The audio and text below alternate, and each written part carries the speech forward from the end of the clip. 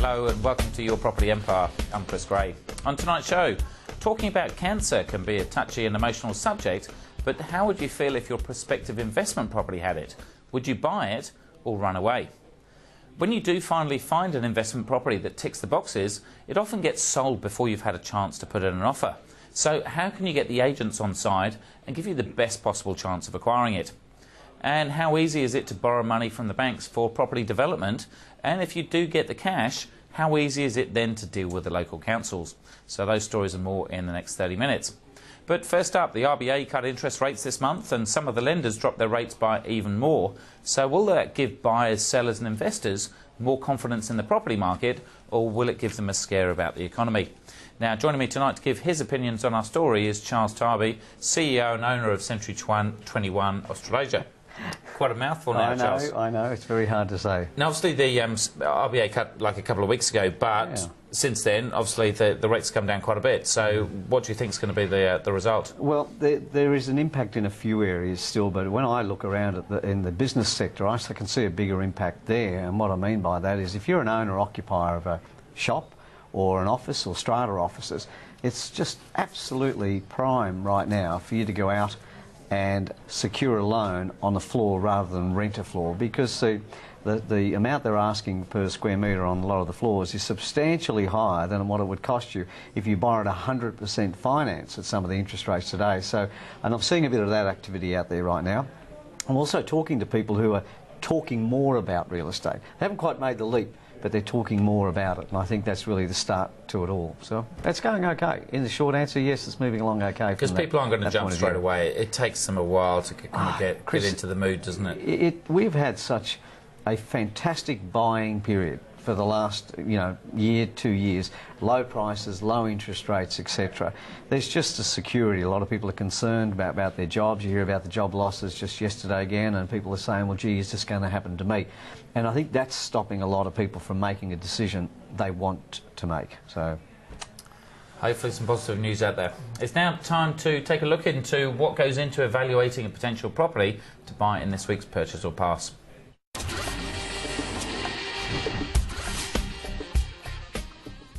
Now, we mentioned cancer is a terrible disease and almost everyone knows someone that's been affected by it. It doesn't just affect humans though, it also affects property in the form of concrete cancer.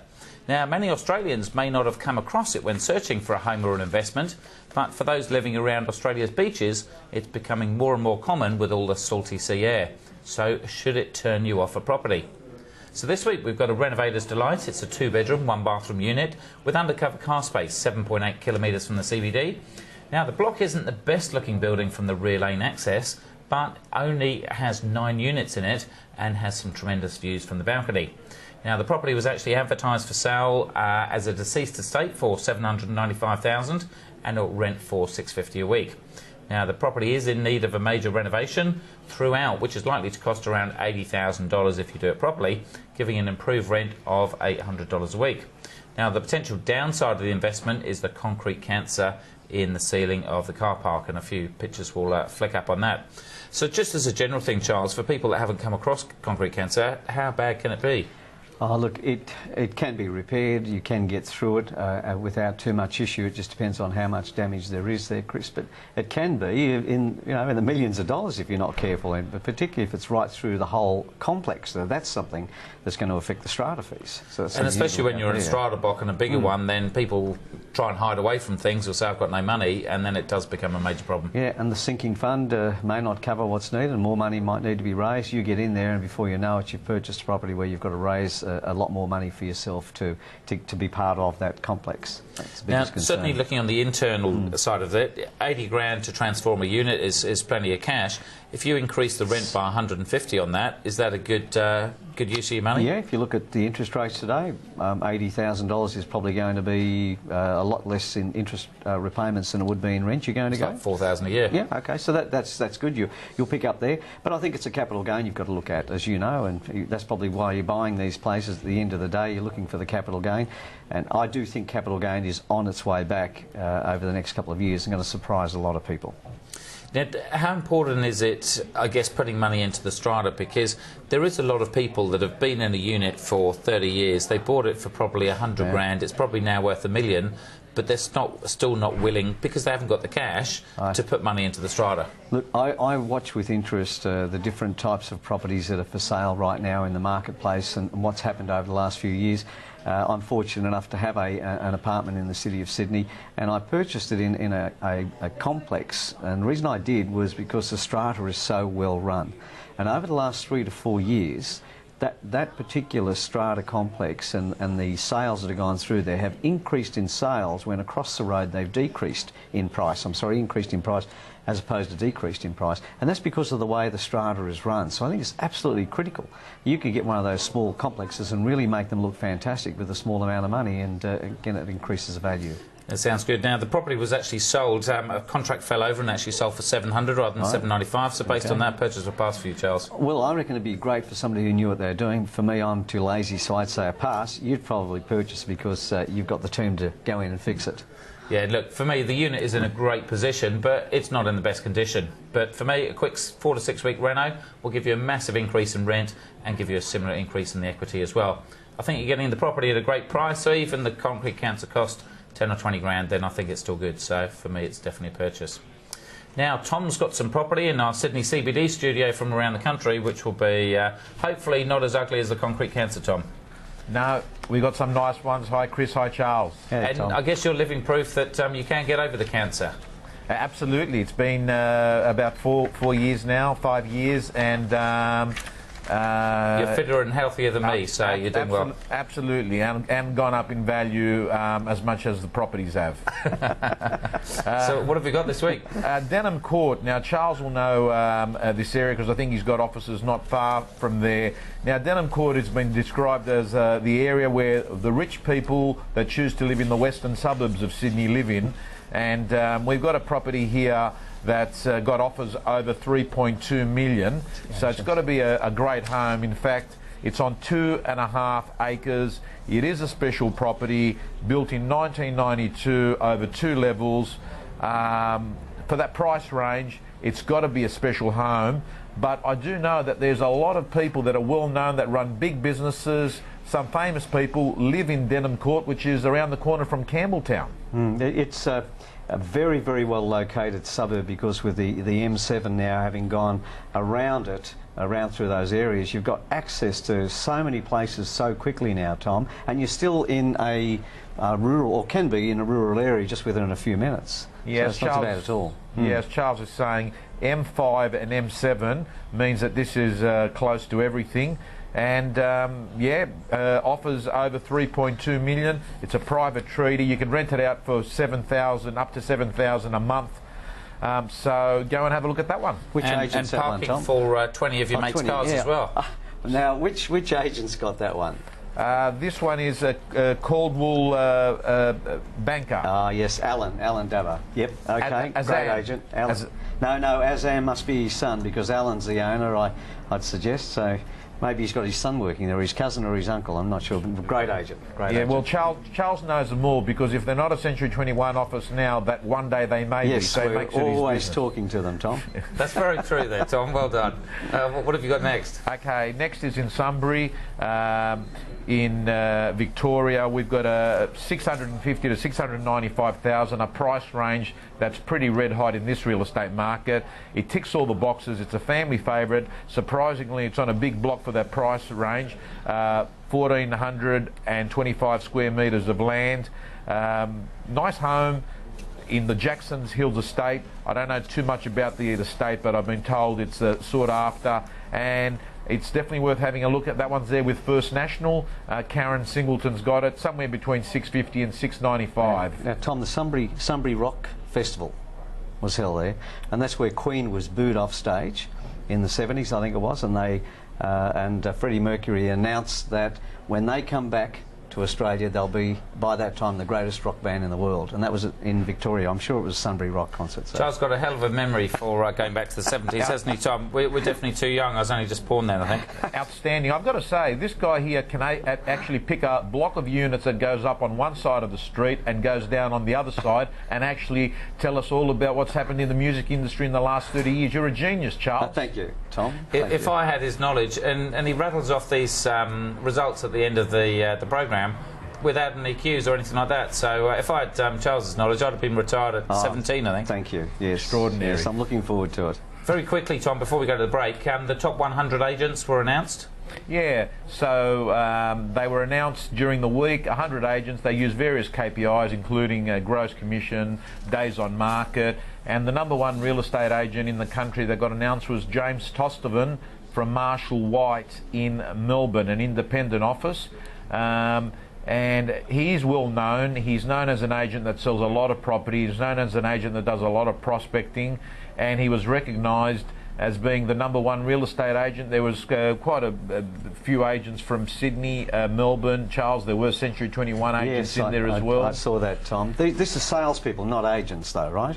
No, I believe that it included principals, because I've looked at the list and I've seen that there's been principals as well. So if you're on the list, beware, Charles will probably be ringing you next week. We've already started calling them. Absolutely. Right. Great to see you, Tom. See you next week. Thanks a lot. See you later, guys. Bye. After the break, we'll be solving a viewer's property investing dilemma. We'll be back soon.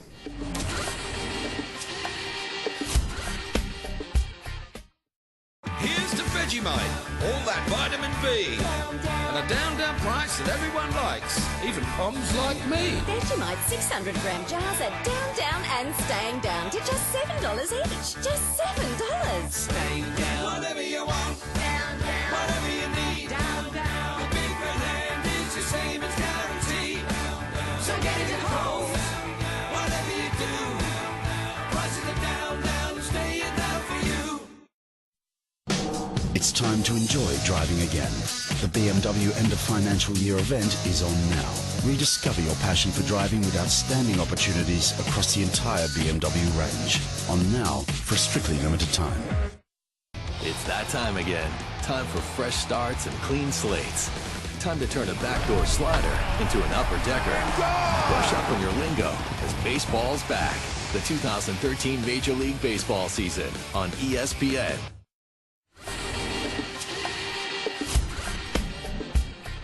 Welcome back to Your Property Empire. Now, we had an email from Sol during the week, and he asked, I'm having trouble trying to find a investment property, as there doesn't seem to be that much around that really fits my criteria, and when I do find one, they often get sold before auction, and the agent hasn't let me know about any offers. What should I be doing or saying to the agent to be top of their priority list? So I guess first question up is this a common issue, or is it just in the really high demand areas? It's starting to become a bigger issue because there's a lot less property on the market for sale, and people, I've had calls over the last few weeks of people saying, "Look, I made an offer but I missed out what happened." And if you really want to get something done out there right now, you have to, and we've talked about this so many times, you've got to have an ongoing relationship with your real estate agent. You can't just say, I'm deciding to buy today and I'll run in and look at open homes. Build your relationship with the agents, work with the agents, and the agents will have you top of mind. And when they've got the top, like you're out there, you've got agents working for you all the time, and they say, oh gee, this one will suit Chris, and they bring it to you and off you go. And so quite often it's not the property you see with them, it might be a future one that they find in 3 or 4 weeks' time. Yes. Yeah. But the amount of buyers there that don't want to give the agents, and you see them fighting to give the agents the phone number, but they're the ones that then say, well, why didn't you call me? Well, you give us a funny number, what are we going to do? You're worried about agents hassling you, and I get that. You know, we as an industry, we're out there marketing to people all the time. I understand the process, but realistically, how are you going to be on their list? Because I know, as a practicing real estate agent years ago, when a buyer walks in to see me, and I take them out for 2 or 3 hours, and I come back, and I can't get a decision from them. If another buyer's walking in the door as they're walking out, I'm straight into that next buyer, and almost all of a sudden many real estate agents will forget the buyer that just walked out. So I think you've got to build your relationship. And again, it's for the agent to kind of pre-frame with the client to say, look, no matter what you read, this is the way the market is our vendors are keen to sell. If they get a good offer, they'll take it. Yeah. So if you don't put your offer down...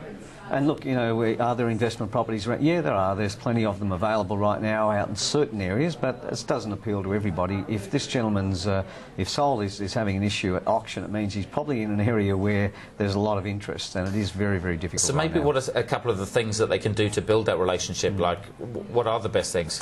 Well, I've always found that if I wanted to find out how an agent's going in an area, I'll go and see them. I'll go and talk to them. I'll go and have a cup of coffee with them. I ask them which areas I should be looking and buying in, and then I set a time for me to come back again in a week's time to see what's going on in that area. So you just got to be constantly pushing to get to that agent. It's not that hard. It's really not that hard. And socialise with them, hang out at the weekends, do all that kind of stuff. Well, as I said earlier on, these agents know you, so they go, gee, this is one for Chris. And if you can get an agent to that point, then you know you're going to have an opportunity. Now, for more information on property buying tips and strategies, you can get a copy of my book for free. Just go to yourempire.com.au, and you can certainly send us your details to chris@yourempire.com.au, and we'll answer your question on the show. Now, next weekend, on the 1st and 2nd of June, I'm going to be speaking at the Brisbane Home Buyer Show. Now, this is an event that tours the main capital cities, and it's a great place to learn from various property experts who all have different strategies, and you can find some various advisors that complete your team. Now, tickets are normally $18, but you can come in for free as a Sky viewer if you register beforehand. Just go to homebuyershow.com.au/Sky and come and say hello. Now, back to Charles. Dwelling values contracted about 0.5% in April. So what does that mean, bearing in mind that we had a pretty good start for the first quarter? Yeah, I feel like we're being too formal tonight. You know, I'm not relaxed with you. What's going on? I took my time off and the rest of it. I don't know what's going on tonight. I feel really just on edge with you, Chris. Okay, so the rates dropped, the prices dropped, rates dropped, everything's changed. I think all we're seeing, got to remember April, we're seeing the results in April have a combination of what happened in January, February. So that doesn't necessarily reflect what's going on in the market today. If you go out to auctions right now, you're seeing properties, when they're in the prime areas, selling for well above reserve price.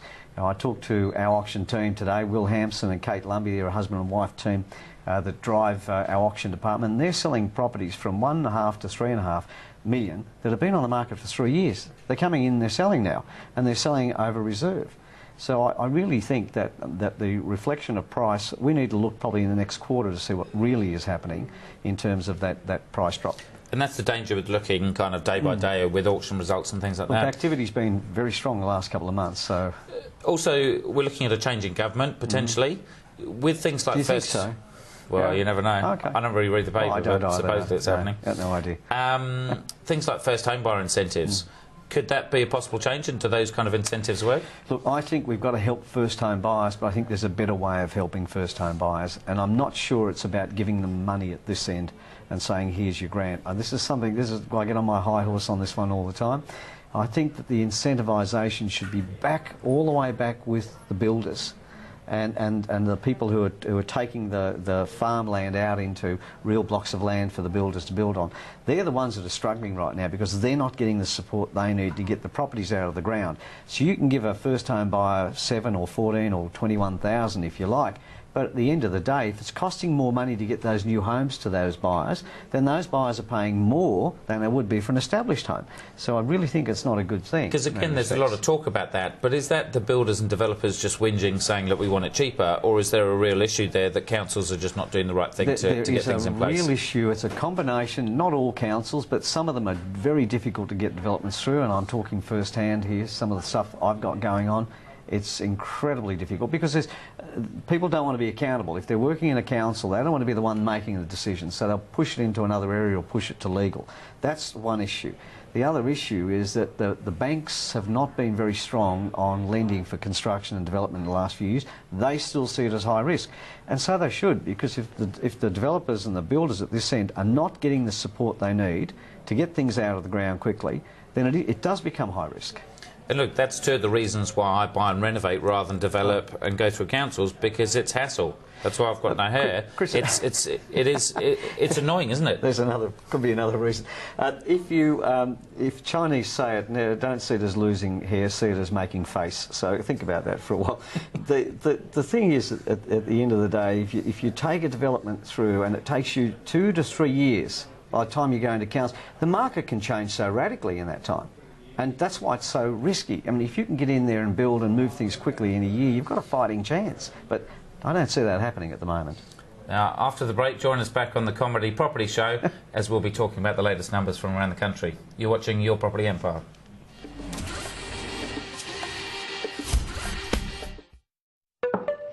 That could be a simple mistake. Or a deliberate move for a long-term advantage. Perhaps. But no, you're someone who plans ahead.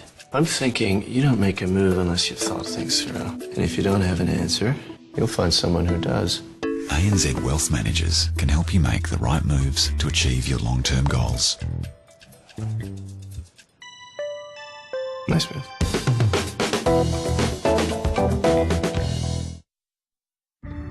You don't have to wait until the planets align to improve your super balance. IOOF, specialists in superannuation, investments and trustee services. To find out more, speak with your financial advisor today. Time for a new look? Turn on the style with the Goddess Waves from VS Sassoon. Conditioning steam locks in moisture, gorgeous beachy waves, high intensity shine. Turn up the volume, turn on the waves. New from VS Sassoon.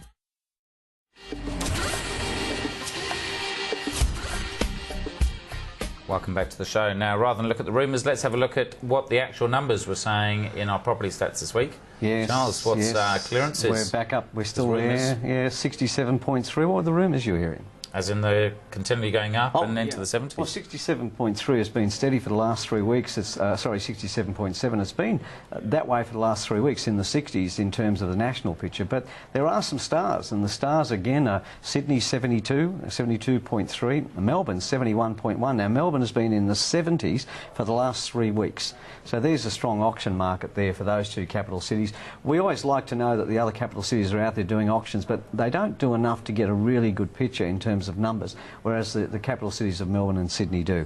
So there is a definite change in that marketplace, and you can see from the chart that it's moved up again, you know. And again, can I assume that with a lot of sellers that are thinking about putting their property on the market, rather than watching prices, they're actually just looking at clearance rates thinking, well, it's 70s now rather than 60s, it must be a good time. Must be a good time. And look, there are other areas that are starting to come strong in regional areas too, Chris. Your Newcastle areas, a strong regional area, Wollongong area, all of those areas around the capital cities of Melbourne, Perth. They're areas that I would start encouraging people to look to buy, because those areas will get the benefit of capital gain as it flows outwards, which is starting to do. Now, Tom Panos was speaking at the ARIC conference, which is a conference for real estate agents in the Gold Coast. Yes. He was saying the biggest complaint from agents last weekend was that there's not enough properties for them to sell. Well, that's exactly right. And if you look at our results in that area, we're down this week, unfortunately, a negative 1.09%. But over this time last year, we're negative 4.49% in the number of properties advertised for sale. So it's not getting any better. And we talked about it before. Earlier, there's no not a lot of construction in certain areas, so not a lot of new stuff coming, and not a lot of established stock coming on the market. So all that's being sold is stuff that's been sitting there for a while.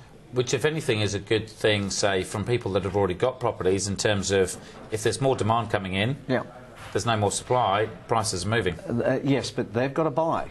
When they sell, if they're buying, they're going to get caught up in the same spiral. You still need stuff out there. So you there. go to auction today and you sell your property today, in 3 weeks' time what you're about to buy could have gone up the same 10% ratio. You're actually losing money. So people have really got to start picking up. But people don't realise that, though, do they? So it appears that way, because the property's not coming on the market. And I just think now's the time, if you are going to sell, you want to have a good, serious look at it. Yeah. Now, I think we've talked all the time about this rent price movement. I assume that's still going a similar way. It's moving in a steady way now. We were chatting about Perth and so on, what's happening there. So the Sydney market's about 10.7%. Melbourne moved to 7.09% from 7.07, only slightly up. Perth 16.24% in terms of this from here this time last year. But when you put the three together, it's 11.22%, which is lower than last week and lower than the week before. So now the rental prices are starting to come back, which is again what we talked about. As more people buy, more properties become available, it becomes more competitive. That's what's happening. Okay, and the vacancy rates bounced around at the time. Rolled right back into it, and you can see the results there. Perth 3 or 4 weeks ago we talked about that changing. That's changed. Perth's hit 3.25% this week, and that's been climbing every week for the last 3 weeks. And so did Sydney, so did Melbourne. So when you look at them overall now, our vacancy rates have hit 3.25% for the first time since we've been doing this show. I think we're up over the 3%. I didn't see the chart. Did the chart show that? Yeah. So we're up around over 3%. It's the first time in ages. So people need to start looking. Now, we talked about banks lending for developers. You're obviously in the mortgage market as well, doing lending through Century 21. With interest rates being at 5% now rather than, let's say, 7%, is it making it easier for people to borrow money, or are the banks still pretty tight on serviceability? The banks are definitely looking to help a lot more than they were a little bit back ago. They're finding more creative ways to get money out there.